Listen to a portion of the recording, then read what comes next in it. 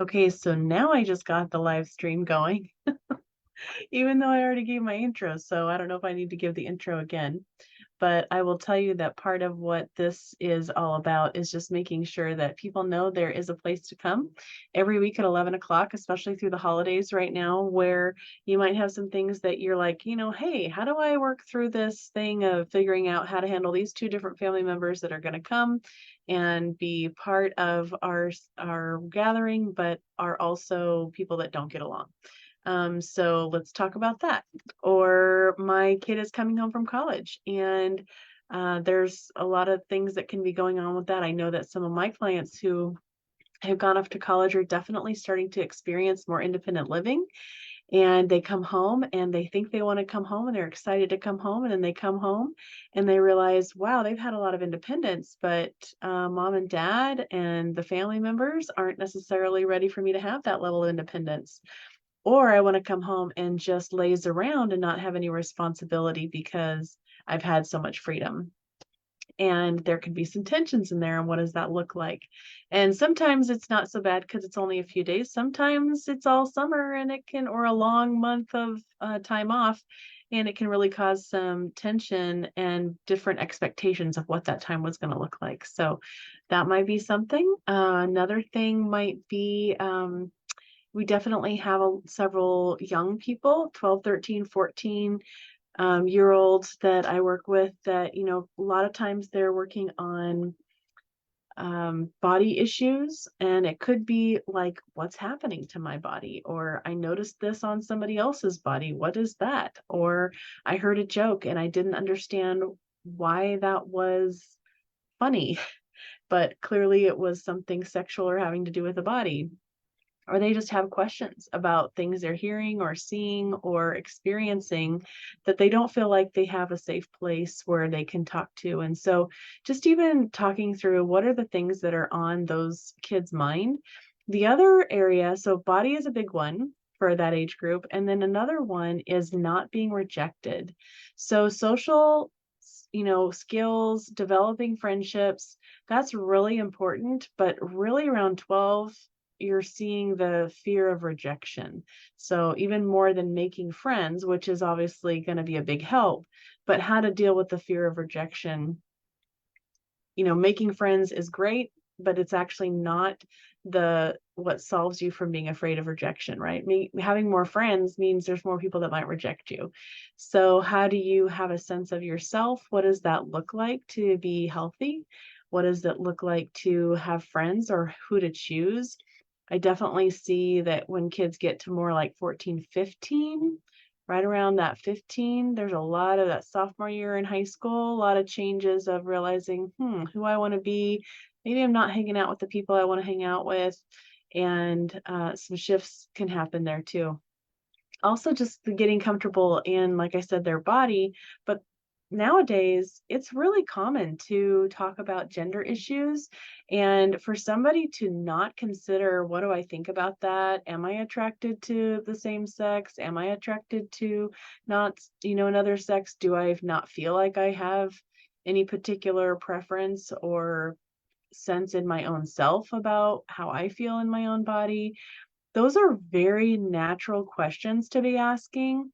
And if kids can't ask that, if people, adults, if any of us can't ask that in a safe place and feel like we can put out our questions without being rejected um, or persuaded to feel a certain way, but really leaving it as an open place for people to talk to, then it can kind of be scary because you feel like I can't ask anybody, I can't trust anybody, I can't really say what I really think or feel.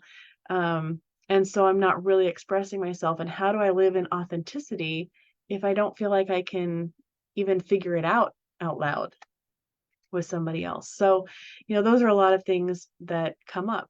And I realized I talked about holidays. This doesn't have to come up at the holidays, but what happens is we do have a lot of people coming together, and people that can necessarily avoid each other. Maybe grandma doesn't agree with, how somebody in high school is perceiving their sexuality. And what does that look like when we all come together? And how do we make that a positive experience as much as possible for one another. And it's not always going to be feeling great, but it can be a healthy thing. So, some of the ideas that I have worked with in people who are experiencing any of these things, even just they watch their parents be really upset and they're like, I hate going home because my parents are always arguing, or they always come down on me or whatever it is. But that the idea is that we talk through what tools people could use to make them feel more connected or even just more aware of what's happening. Sometimes just going and, taking a laptop, sitting on the couch and just going, I'm not going to get involved in all the craziness. I'm just going to observe and take some notes. Or just not even, you don't even have to take notes. Just I'm going to use this next visit as, a few days when I'm home to just notice people's behavior and not react, not get involved in the arguments. Just notice, I never noticed that before. Take some time to step back. Because I think there's a lot of when we take the time to notice, to observe, to just listen, what's really going on for that person? They really are upset there in the kitchen and they've been that way for 2 days. What's really going on? And seeing if there's something there that maybe we haven't observed before because we've been so in protective mode of ourselves. So that's something else that I can help with or we can talk about. What else are things that I've seen lately? I definitely work with young adults and even not young adults who are dealing with being single or being single after being married and how hard that is to figure out what life looks like and being happy as a single person, especially if you want a partner, and how can you find contentment in your situation without trying to feel like there's a constant drive to find that other person, because a lot of times when there is that constant drive, that ends up becoming the focus and just a huge disappointment. And rather than finding out how to enjoy life, how to enjoy yourself, and finding ways and places where you can meet somebody who will have those similar interests that you have and that kind of thing. So that's something that I work on with people. Career development, people can handle a lot more than we give them credit. And sometimes people just need to be challenged or to see in themselves that they are ready to grow or that they are ready to take that next step. They are ready to take over the business or to step into management. Or when they step into management, that they're willing to be coached on how to be a good manager, that just by stepping into management doesn't make you automatically good at that role.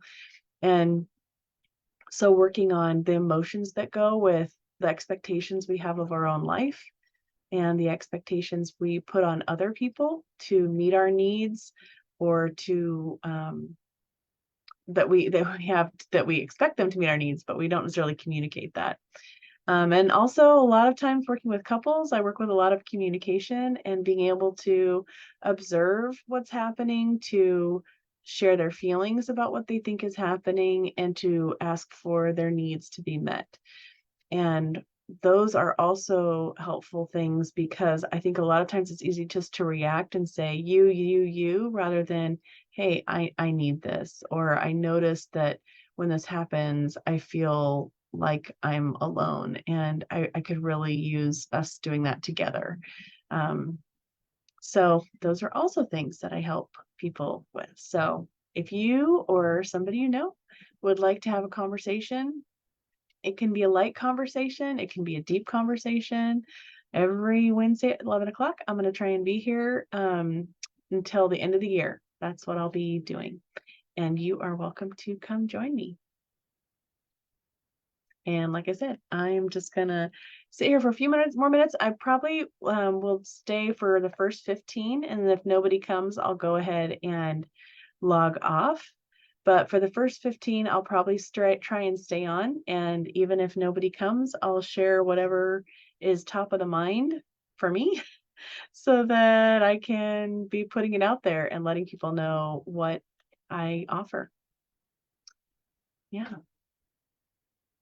I guess the other thing I can tell you about is that I'm working on a program right now that'll be a 5-day challenge online where people can come and learn about themselves and how they work at their best.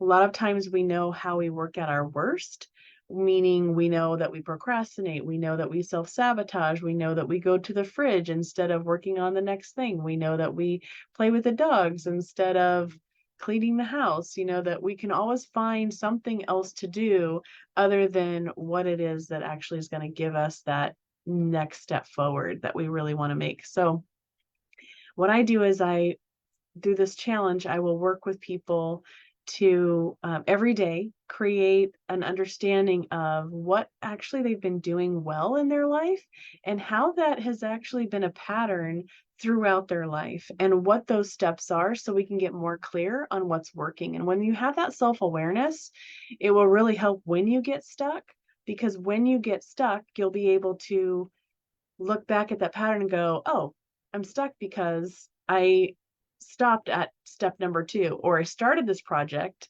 but I didn't do what normally gets me to finish, or that kind of thing. So I know it's a little bit vague to talk about, but it's kind of exciting when you realize you actually have a success pattern that will get you unstuck a lot of the time.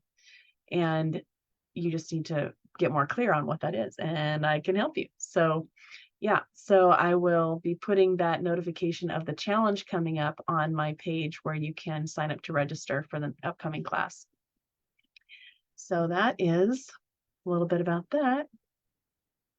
And I'm trying to think if there's anything else. If you have any questions for me, you can always go to Messenger, shoot me a message, or you can make a comment to one of my videos. You can send me an email.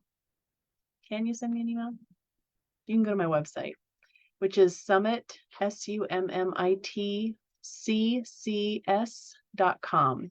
That stands for Summit Coaching and Counseling Services.com. And yeah, and there's a form there you can fill out if you want to be in touch. There's a place where you can schedule a consult with me if you want to have a consultation. So lots of good stuff. Yep. Okay. So that's it for today's first weekly coaching hour, where I'm available if you want to connect. And hopefully I will start seeing some people trickle on, and maybe even you.